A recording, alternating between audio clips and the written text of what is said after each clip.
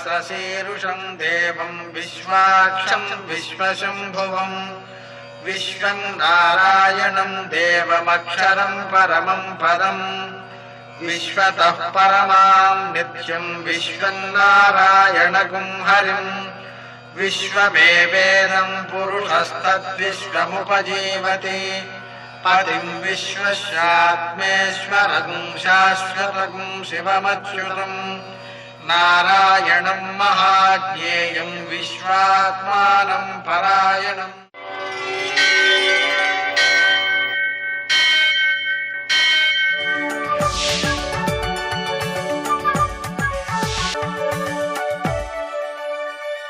सूर्यशौर्यमथेन्दुरिन्द्रपदवी सन्मङ्गलं मङ्गलम्। लक्ष्मीं क्षीरसमुद्रराजतनयां श्रीरङ्गधामेश्वरीं दासीभूतसमस्तदेववनितां लोकैकदीपाङ्कुरां श्रीमन्मन्दकटाक्षलब्धविभव ब्रह्मेन्द्रगङ्गाधरां त्वां त्रैलोक्यकुटुम्बिनीं सरसिजां వందే ముకుంద ప్రియా. నేటి కాలమాన విశేషాలను గమనిద్దాం. స్వస్తి శ్రీ చాంద్రమాన మన్మథనామ సంవత్సరం ఉత్తరాయణం, కొన్ని పంచాంగాల్లో దక్షిణాయనం, హేమంత ఋతువు, మార్గశిర మాసం, కృష్ణపక్షం, శుక్రవారం. సూర్యోదయం 6:50 సూర్యాస్తమయం 5:48 తిథి సప్తమి రాత్రి 9:39 వరకు, నక్షత్రం ఉత్తర రాత్రి 8:27 వరకు, వర్జం తెల్లవారుజామున 5:56 ప్రారంభం, దుర్ముహూర్తం ఉదయం 9:02 నుంచి 9:45 వరకు, మరల మధ్యాహ్నం 2:41 నుంచి 1:25 వరకు, అమృతకాలం మధ్యాహ్నం 12:22 నుంచి 2:10 వరకు, రాహుకాలం శుక్రవారం కాబట్టి ఉదయం 10:30 నుంచి 12 వరకు, అష్టకవర్గు రీత్యా శుభప్రదమైన సమయం ఉదయం 10 గంటలకు. ఈటీవీ ప్రేక్షకులకు ఆంగ్ల సంవత్సరాది శుభాకాంక్షలు. శుక్రవారం లక్ష్మీదేవికి చాలా ప్రీతికరమైనది. జాతకంలో శుక్రదోషాలున్నా, లక్ష్మీదేవి యొక్క అనుగ్రహం కలగాలన్నా శుక్రవారం నాడు లక్ష్మీదేవిని పూజించాలి. ధనుర్మాస పూజల్లో 16వ శుభ దివసం. గోదాదేవి తన పాసురంలో గోపిక ద్వారపాలకుణ్ణి ప్రార్థిస్తోందని వర్ణిస్తోంది. ద్వారం తెరవండి, ఆ భగవంతుని దర్శనం కలిగించండి, ఆ కృష్ణుడు మాకు ఈ పూజా నిమిత్తమై చక్కని డోలు ఇస్తానని చెప్పి అన్నాడు. అది మేము వారి దగ్గర తీసుకుని పూజాంగంగా దాన్ని ఉపయోగించుకోవాలి అని ప్రార్థిస్తోంది అని వర్ణించింది గోదాదేవి. నేటి ఆణిమత్యాలు.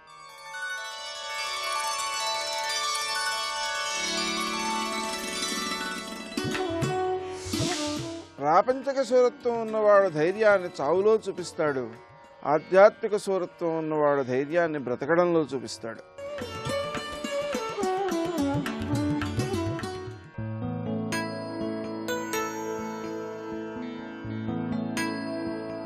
జ్ఞానం మనసుని ఆనంద మార్గంగా మార్చాలి, విషాదదుర్గంగా కాదు.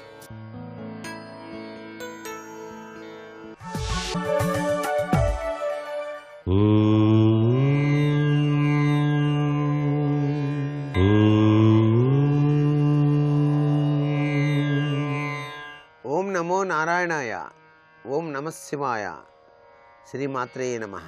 ఈటీవీ ప్రేక్షకులందరికీ నూతన ఆంగ్ల సంవత్సర శుభాకాంక్షలు. ధనుర్మాస సందర్భంగా గోదాదేవి తన పాసురాలలో కృష్ణలీలామృతాన్ని చక్కగా వివరిస్తూ ఉన్నటువంటి పాసురాల ప్రభావం.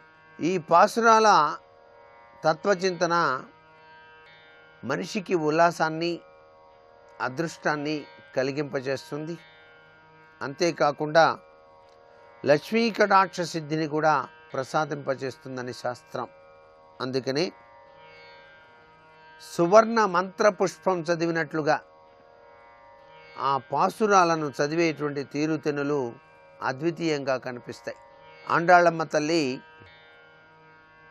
ఆయన ఏ విధంగా రాక్షసులను సంహరించి లోక కళ్యాణార్థం కోసం తాను చిన్నతనంలోనే ఆ యొక్క పూతన తాను చిన్న పిల్లవాడుగా ఉయ్యాలలో ఊగుతూ జోలపాట పాడుతూ ఉన్నటువంటి తరుణంలో కంసుడు పంపించినటువంటి ఆ రాక్షస స్త్రీ పూతన పిల్లవానికి పాలిస్తాను సుమా అంటూ మామూలు ఆకృతిలో వచ్చి ఆ స్వామివారికి విష పదార్థంతో కూడినటువంటి పాలను సమర్పించబోతున్న తరుణంలో తాను విశ్వవ్యాపక కారకతత్వంలో ఆ పూతనను వధించినటువంటి తీరు తెన్నుల వెనకాల దాగిన పరమార్థ లక్షణాన్ని గురించి తన పసురాలలో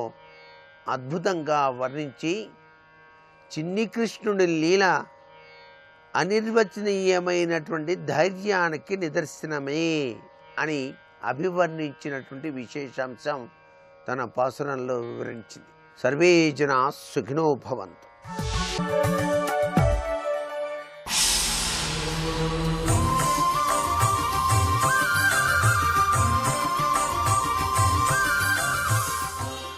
శతక సాహితీ సరస్వతికి నమస్కారం. ఈటీవీ ప్రేక్షకులకు నూతన ఆంగ్ల సంవత్సర శుభాకాంక్షలు. ఈ రోజు నుండి అయ్యపు వెంకటకృష్ణయ్య గారు రచించిన పాండురంగ ప్రభు శతకంలోని కొన్ని పద్యాలను గురించి తెలుసుకుందాం. శ్రీ అయ్యపు వెంకటకృష్ణయ్య గారు కృష్ణా జిల్లా ప్రాంతంలో నివసించేవారు. మైలవరంలోని నిత్యానందాశ్రమం వారు 1938లో ఈ పాండురంగ ప్రభు శతకాన్ని మొట్టమొదటిసారిగా ప్రచురించారు. ఈ శతకంలోని పద్యాలన్నీ భక్తితో, సామాజిక స్పృహతో, వెలివేయబడినటువంటి భారతీయ సమాజంలోని సోదరుల గురించి బాధపడుతూ ఆ పాండురంగనుకి నివేదించుకునేటువంటి దయాహృదయంతో కూడుకుని ఉంటాయి ఈ పద్యాలు. కలవారెన్ని దురూహలందవిలి దుష్కార్య ప్రవృత్తుండుగా కలకాలంబు చెరింపుచుండియు పురస్కారార్హుడే కాదనంగలవారుండరు పేదవాని అదుమంగా పెద్దలే కాని తా పులికిన్లోగు వృకంబు మేక నదుమంబో పాండురంగ ప్రభు.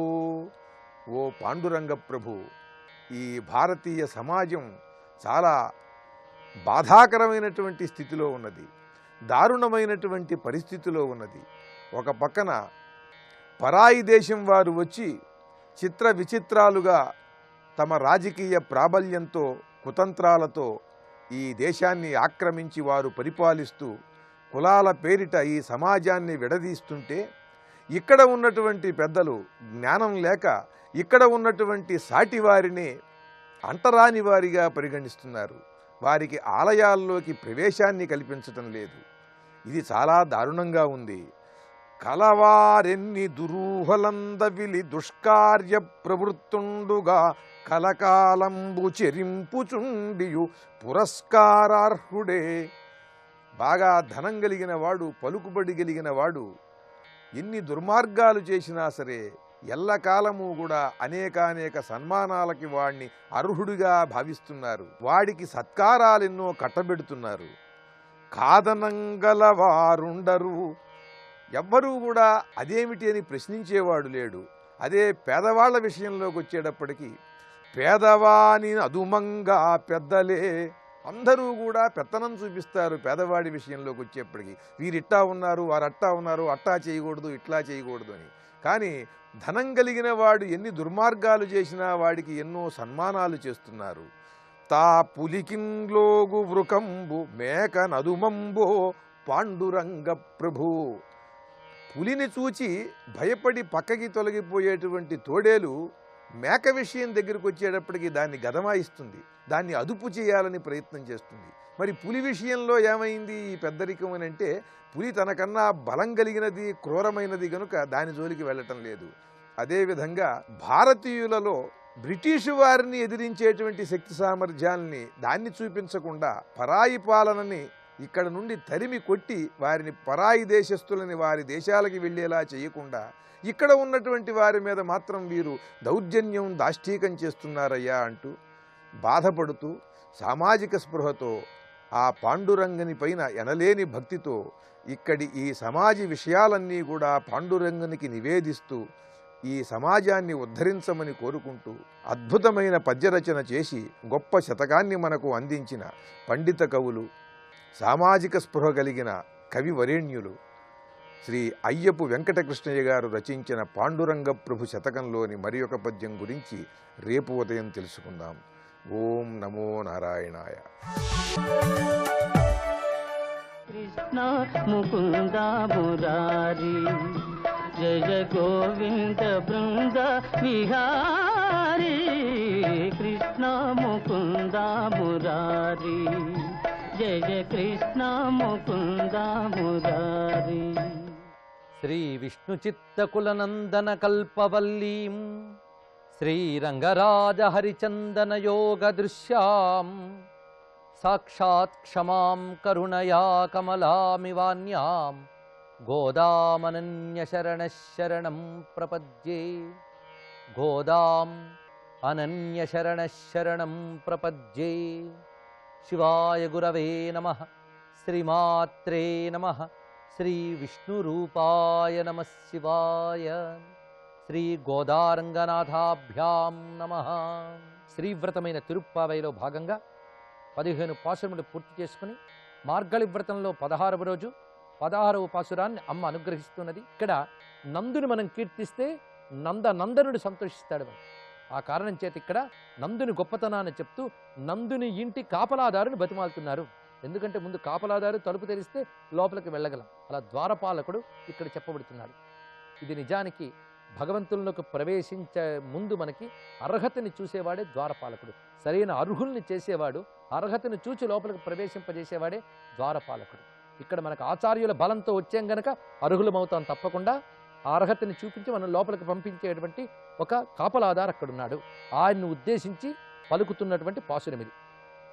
நாயகனாய் நின்ற நந்தகோபனடைய கோயில் காப்பானே கொடித்தோன்றும் தோரணவாசல் காப்பானே மணிக்கதவந்தாள் திறவாய் ஆயர் சிறுமையரோ முக்கு அரைப்பறை மாயன் மணிமன்னன் நென்னலை வாய் நேரந்தான் தூயோமாய் வந்தோம் துயில் எழப்பாடுவான் வாயால் முன்ன முன்னம் மாத்தாதே అమ్మా నీ నేస నిలై కదవం నీక్ ఏలోరం బావై. ఇక్కడ నాయకనాయన్ నిండ్రా అంటే మా అందరికీ నాయకుడై ఉన్నటువంటి నందగోపనుడయ్యా, నందగోపను యొక్క కోయిల్ కాప్పానే భవనానికి రక్షకుడా అంటే మా అందరికీ నాయకుడైన నందగోపరాజు యొక్క ఇంటికి భవనానికి కాపలాదారుగా ఉన్నటువంటి వాడా. పైగా ఆ ద్వారం ఎలా ఉందో ఇక్కడ వర్ణిస్తున్నారు. అది కొడితోండ్రుం తోరణవాసల్ కాప్పానే, ధ్వజముతో అనగా జెండాతో ఉన్నది, తోరణముతో ఉన్నది అయినటువంటి ద్వారం. ఆ ద్వారం వద్ద ఉన్నటువంటి వాడా. పైగా ఆ ద్వారానికి వేసిన తలుపులు ఎలా ఉన్నాయంటే మణికదవంతాళ్ తెరవాయ్ అంటే ఆ మణి కవాటము, మణులతో పొదిగినటువంటి తలుపులని తెరువు, దాని యొక్క గడియని తీయు అంటున్నారు ఇక్కడ. అంటే ఆ ద్వారములు చక్కగా ఆ తలుపులు ఇవన్నీ మణులతో ప్రకాశిస్తున్నాయి. అంతకుముందే మణుల కవాటంతో ఉన్న గోపకాంత గురించి చెప్పుకున్నాం. మరి నందగోపరాజు ఇంటి తలుపులు మణులతో ఉన్నాయడం ఆశ్చర్యం ఉన్నది. అలా ఉన్నాయి, వాటిని తెరవమని అడుగుతున్నారు. అయితే ఇక్కడ ఒక విశేషం ఉన్నది. నందగోపుడు మరింత రక్షణ ఏర్పాటు చేశాడు. ఎందుకంటే కృష్ణ పరమాత్మ దగ్గర పూతన, శకటాసురుడు ఇత్యాది మాయా చాలా పన్ని ఉన్నాయి. వాటన్నిటి పరమాత్మ పరిహరించాడు. కానీ ఎవరికి ఏమీ తెలియకుండానే పరమాత్మ ఈ పని చేశాడు. స్వామికి రక్షణ కోసం మరింత ఏర్పాటు చేశాడు నందగోపుడు. ఇప్పుడు వీళ్ళందరూ వచ్చి తలుపు తెరవమంటే తెరుస్తాడా? చూడ్డానికి అమాయకుల్లా కనబడుతున్నారు. పూతన కూడా అమాయకంగానే వచ్చింది. వీళ్ళు అలాగే వచ్చినట్ట అంటే వాళ్ళు చెప్తున్నారు మేము అమాయకులమైనటువంటి గోప బాలికలం. అందుకే ఆయరు చిరుమయ్యరో ముక్కు అన్నప్పుడు ఇక్కడ మేము కేవలం గోప బాలికలము. పై ఎలా వచ్చాము అంటే ఆ విశేష భావం కూడా తూయోమాయి వందోం, నిష్కపటమైన శుద్ధమైన భావముతో వచ్చినటువంటి వాళ్ళము. అంటే పరమాత్మని చూడడం, ఆయన్ని చేరడమే ఇదే ప్రయోజనం తప్ప మరే కపటము లేకుండా ఉన్నటువంటి వాళ్ళము. ఇది చూపించాలండి అర్హత. భగవంతుడి దగ్గర చేరడానికి అర్హత నిష్కపటత్వం. ఇది చాలా ముఖ్యం. నిష్కపటము అంటే భగవంతుడు తప్ప మరో ప్రయోజనం లేదు. దేనికోసమో భగవంతుడిని ఆశ్రయిస్తే అది మళ్ళీ కపటమే. భగవంతుని కోసమే భగవంతుడిని ఆశ్రయించాలి. అది ఇక్కడ దివ్యమైన భావం, నిష్కపటము అనేటువంటి తత్వంలో ఉన్నటువంటి చింతనది. అందుకే తూయోమాయ్, శుద్ధులమై వచ్చినటువంటి మేము. పైగా ఎలా వచ్చామంటే తుయుల్యళ, నిద్రని వీడిపోయేలాగా మేము వచ్చాము ఇక్కడ. అంటే నిద్రని విడిచిపెట్టి వచ్చాం, పాడడానికి వచ్చాం, భగవద్ గుణగానం చేస్తూ ఉన్నాం. మా నిద్రలు విడిచిపెట్టామంటే మా తామసిక అవస్థలన్నీ విడిచిపెట్టి వందోం ఇక్కడికి వచ్చి ఉన్నాం.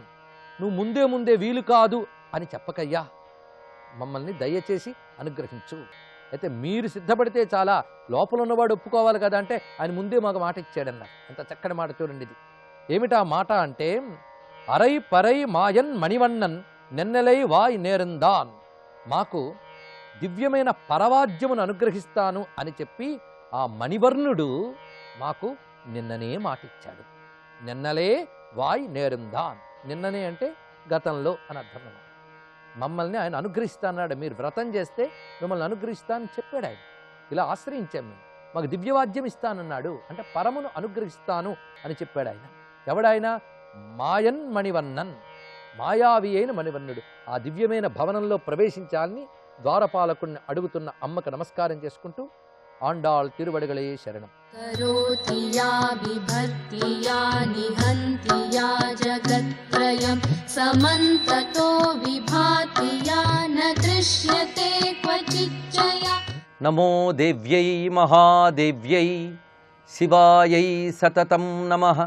నమః ప్రకృత్యై భద్రాయై నియతాః ప్రణతాస్మతాం. శివాయ గురవే నమః. శ్రీమాత్రే నమః. శ్రీ విష్ణురూపాయ నమః శివాయ. శ్రీ ఉమాయై నమః. నూతన వ్యవహార సంవత్సర శుభాకాంక్షలు. కావ్యకంఠ వాసిష్ఠ గణపతిముని అద్భుతమైన తపశ్శక్తితో అమ్మవారి దర్శనం పొంది వివిధ శాస్త్రజన్యమైనటువంటి జ్ఞానాన్ని అనుభవానికి తెచ్చుకుని అనుభవాన్ని 1000 శ్లోకాలతో అందించారు. అటువంటి ఉమాసహస్రంలో చతుర్దశ స్తబకము అనగా 14వ స్తబకాన్ని చెప్పుకోబోతూ ఉన్నాం. కారణమఖిలమతీనాం వారణమంతర్లసత్తమసః మందస్మితం మహేశ్వర సుదృశో మే శ్రేయసో భవతు. ప్రతి స్తబకమునకు వలనే ఈ స్తబకానికి కూడా మొదటి శ్లోకం అమ్మవారి చిరునవ్వు మనకు శ్రేయస్సు కలిగించుగాక అని భావన చేస్తున్నారు. ఎటువంటి నవ్వు అంటే కారణం అఖిలమతీనాం వారణం అంతర్లసత్తమసః. మతి అంటే బుద్ధి జ్ఞానము అని అర్థం. అఖిలమతీనాం అంటే అన్ని బుద్ధులకు అన్ని జ్ఞానములకు కారణమైనది, లోపల ఉన్నటువంటి అజ్ఞానమనే చీకటికి వారణమైనది. వారణము అంటే నివారణ, నివారించుట, తొలగించుట అని అర్థం. అన్ని రకాల జ్ఞానాల్ని ప్రసాదిస్తుంది, అన్ని రకాల అజ్ఞానాల్ని తొలగిస్తున్నది అయిన ఆ మహేశ్వర కాంతయేను ఉమాదేవి యొక్క చిరునవ్వు నాకు శ్రేయస్సు కలిగించుగాక అన్నారు. ఈ శ్లోకం చిన్నగా కనబడుతున్నా ఇందులో ఉన్నటువంటి ఔచిత్యం అద్భుతమైనటువంటిది. శ్రేయస్సు కలిగించుగాక అన్నారు. సృష్టిలో 2 విషయాలుంటాయి, ప్రేయస్సు, శ్రేయస్సు. ప్రియమైనది ప్రేయస్సు, అవసరమైనది శ్రేయస్సు. అయితే ప్రేయస్సు కావాలి, శ్రేయస్సు కావాలి. కానీ ప్రేయస్సు క్షణికము, తాత్కాలికము. అది ఇవాళ కావాలనిపిస్తుంది, రేపు అది రుచించదు. కానీ శ్రేయస్సు శాశ్వతమైనది. ఇక్కడ శాశ్వతమైన శ్రేయస్సునే కోరుకుంటున్నారు. అందుకే అభ్యుదయం, నిశ్రేయసం 2 ఫలాలను వేదం చెప్తున్నది. ఇహలోకంలో లభించే ఫలాలన్నీ అభ్యుదయము, ప్రేయస్సులు. పారమార్థికమైనటువంటి ప్రయోజనమే శ్రేయస్సు. అలాంటి శ్రేయస్సు ఎలా కలుగుతుందంటే అజ్ఞానం తొలగాలి, జ్ఞానం కలగాలి, అప్పుడే శ్రేయస్సు అనేది లభిస్తుంది. అందుకే జ్ఞానాన్ని కలిగించి అజ్ఞానాన్ని తొలగించి అమ్మవారి చిరునవ్వు నాకు శ్రేయస్సును ప్రసాదించుగాక అని చెప్పడంలో అంత ఔచిత్యం కనబడుతున్నది. ఇక్కడ నుండి ప్రధానంగా కొన్ని శ్లోకములు కాళీ, గౌరీ అనే 2 రూపాల గురించి తత్వ వివేచన చేస్తున్నారు. అద్భుతమైన తత్వవివేచన. సామాన్యులు కాళీదేవి అంటే ఒక నమస్కారం చేస్తారు, గౌరీ అంటే మరొక నమస్కారం చేస్తారు. కానీ కాళీ ఏమిటి, గౌరీ ఏమిటి, విశ్వంలో నడబడుతున్న శక్తికి 2 ఎలా అన్వయించుకోవన్న ఆలోచన. ఇలాంటి ఆలోచన చేస్తే అది నిజమైన ఆరాధన, అది నిజమైన తపస్సు. అలాంటి ఆలోచన తాను చేసి అద్భుతమైనటువంటి సత్యాన్ని ఆవిష్కరిస్తూ మన చేత కూడా తపస్సు చేయిస్తున్నారు గణపతి ముని. విశ్వతనుస్తనుగాత్రి వజ్రమయీ పుష్ప సుకుమారి సర్వస్య శక్తి రబల కాళీ గౌర్యంబికా జయతి. సృష్టిలో పరస్పర విరుద్ధమైనవి కనబడుతూ ఉంటాయి. మనం ఇష్టంగా, ఆనందంగా, అందంగా ఉన్నవి మాత్రమే గొప్పవి అనుకుంటూ ఉంటాం. కానీ మనకి ఇష్టం కానివి, అందం కానివి, ఆనందం కానివి వికారాలు చాలా ఉన్నాయి ప్రపంచంలో. అవి ఉన్నాయి, ఇవి ఉన్నాయి. ఈ రెండూ కూడా ఒకే శక్తి యొక్క స్వరూపాలు. ఇది ఆలోచించవలసినవి. అలాగే పరస్పర విరుద్ధంగా కనబడేవి ఎన్నో కనబడుతూ ఉంటాయి. అలాంటి పరస్పర విరుద్ధ నామములే కాళీ, గౌరీ. కాళీ అంటే నల్లనిది, గౌరీ అంటే తెల్లనిది, నలుపు తెలుపు. ఈ రెండు పరస్పర విరుద్ధములు. అలాంటి పరస్పర విరుద్ధ నామములు ఒకే తల్లికి మనకు గోచరిస్తున్నాయి ఇక్కడ. అలా రెండు రకాల భావములు ఏవైతే ఉన్నాయో అవన్నీ శ్లోకంలో చూపిస్తున్నారు. విశ్వతను స్తనుగాత్రి.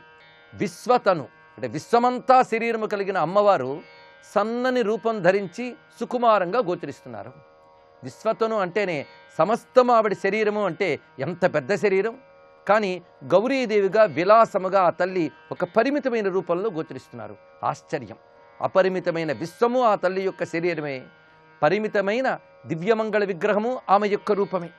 అదేవిధంగా వజ్రమయి పుష్ప సుకుమారి. ఆవిడ వజ్రము అంటే కఠినురాలు, పువ్వు లాంటి మెత్తనిది. రెండు ఆవిడ రూపములే. అందుకు కఠోరమైనటువంటి స్వరూపం ధరించగలదు, కోమలమైన రూపాన్ని కూడా ప్రదర్శించగలదు. అయితే వజ్రమయి అంటే అర్థం ఇక్కడ తెలుసుకోవాలి. కఠినత్వం కూడా అమ్మవారి శక్తే. సర్వం శ్రీ కాళీ చరణారవిందార్పణమస్తు.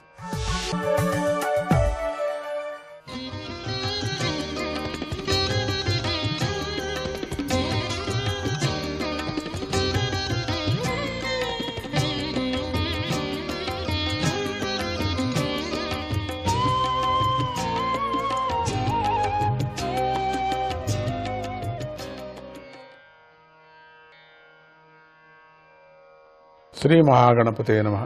శ్రీ సరస్వత్యే నమః. శ్రీపాదవల్లభ నరసింహ సరస్వతి. శ్రీ గురు దత్తాత్రేయాయ నమః. సత్వరజస్ తమస్సులనేవి ఈశ్వరుని మాయాశక్తి అని చెప్పుకున్నాం, ఆయన గుణాలు అనుకున్నాం. మాయకు అతీతుడు, అద్వితీయుడు, పరిపూర్ణుడు అయిన పరమేశ్వరుడు ఈ మూడు గుణాలతో కూడి క్రమంగా ఈ జగత్తు యొక్క సృష్టి స్థితి లయాలను చేయటం కోసమే బ్రహ్మ విష్ణు రుద్రులనే సంజ్ఞలను పొందుతున్నాడు. అటువంటి ఒక సాంకేతికమైనటువంటి రూపాలతో పొందుతున్నాడు. వారిలో సత్వస్వరూపుడైన మహావిష్ణువు వల్ల మానవులకు గొప్ప మేలు జరుగుతుంది. సత్వస్వరూపుడు మహావిష్ణువు అన్నారు. భూమి యొక్క వికృతి అయిన కట్టె నుండి పొగ పుడుతుంది కదా, దాని నుండి వేద కర్మలకు మూలమైన అగ్ని పుడుతూ ఉంటుంది. భూమి కంటే కట్టె, కట్టె కన్నా పొగ, పొగ కంటే అగ్ని శ్రేష్టమైనవి. అదేవిధంగా తమస్సు కంటే ఇప్పుడు మీకు భూమి, కట్టె, పొగ, అగ్ని అనే విచారంగా మనం చెప్పుకొచ్చాము. భూమి కంటే కట్టె, కట్టె కన్నా పొగ. భూమిలో పుట్టేటువంటిది కట్టె, కట్టె కన్నా పొగనే ప్రారంభమవుతుంది. పొగ కంటే అగ్ని శ్రేష్టమే. ఇక్కడ భూమిలో పుట్టినటువంటిది భూమిని, కట్టెలో పుట్టినటువంటి పొగను, పొగ అయిన తర్వాత అగ్ని రగిలేటువంటి అగ్ని శ్రేష్టమైంది. అదేవిధంగా తమస్సు కంటే రజోగుణము శ్రేష్టమైంది, దానికన్నా సత్వగుణము శ్రేష్టమైంది. ఎందుకంటే ఆ సత్వగుణం పరబ్రహ్మను ప్రకాశింపజేస్తుంది. సత్వగుణంతో జీవుడు బ్రహ్మను దర్శించగలుగుతాడు. ఈ కారణం చేతనే పూర్వ మహర్షులు శుద్ధ సత్వగుణాన్ని ఆశ్రయించి విశుద్ధ సత్వస్వరూపుడైన శ్రీ మహావిష్ణువును సేవించారు. అలా సేవించిన మహర్షులను ఎవరైతే అనుసరిస్తారో వారు కూడా ఈ సంసారంలో మంగళాన్ని పొందుతారు. సత్వగుణాన్ని కోరేవారు ఉగ్రదేవతా ఉపాసనను చేయరాదు. సత్వగుణంతో ఉండినటువంటి వాళ్ళు సత్వగుణం కోరేటువంటి సాత్వికమైనటువంటి విచారాలు, సాత్విక రూపమైనటువంటి ఇంతవరకు పరమాత్ముడు కృష్ణుడు అనుకున్నాం కదా, ఆ విష్ణువు ఆయన ప్రార్థన చేయమన్నారు. అంటే భాగవతానికి మనకు ఇంకా పటిష్టంగా చెప్పుకొని వెళుతున్నారు. సత్వగుణాన్ని కోరేవారు ఉగ్రదేవతా ఉపాసన చేయకూడదు. ఉగ్రదేవతను చేసుకొని వచ్చి వెళ్ళారనుకో రజోగుణం వాళ్ళకు, తమ గుణం దొరకవచ్చు వాళ్ళకు. అది బాగుండదు కదా. ఈ దేన్ని చేస్తున్నావో ఆ గుణం నీకు కలిగిపోతుంది. ఏ ఆహారాన్ని వండి తింటున్నావో ఆహారం యొక్క సత్వ గుణము నీకు కలుగుతుంది అన్నారు. అందుకని ఆహారం కూడా చాలా చాలా చాలా చాలా చాలా ముఖ్యమైనటువంటిది. సాత్విక ఆహారం తింటే సాత్వికుడు అవుతున్నారు. తమస్రూపంగా ఉండేటువంటి రజో ఆహారాన్ని తిన్నప్పుడు ఈ 2 గుణాలతో ఉండిపోతారు. సత్వగుణం దొరకదు వాళ్ళకి. శుద్ధ సత్వాన్ని కోరే సాధకులు ఏ దేవతలోనూ దోషాన్ని చూడకపోయినప్పటికీ భయంకర ఆకారాన్ని ధరించిన భైరదాది భూతనాథులను పక్కన పెట్టి శ్రీమన్నారాయణుని యొక్క శివరూపాలను, శాంత స్వరూపాలను, ఆయన అంశాలను సేవిస్తూ ఉపాసిస్తూ ఉంటారు. మామూలుగా అందరూ చూస్తున్నాం మనం. వాళ్ళు సత్వగుణంతో రాలేరు కదా వాళ్ళు. అందుకని చెప్పినట్టుగా మీకు ఉదాహరణ, తిననటువంటి ఏం తింటున్నావో ఆహారము, ఆహారంలో ఏ గుణం ఉందో ఆ గుణమే నేను పట్టుకుంటుందని చెప్పాను. మనం ఏది సత్వరూపంగా మనం ఉపాసన చేశామనుకోండి, సత్వరూపుడైనటువంటి స్వామిని ఆశ్రయించామనుకోండి, సత్వగుణమే కలుగుతుంది మనకు. అందుకని ఇక్కడ శ్రీమన్నారాయణి యొక్క శివరూపాలను, శాంతరూపాలను, ఆయన అంశాలను సేవిస్తూ ఉపాసిస్తూ ఉంటారు.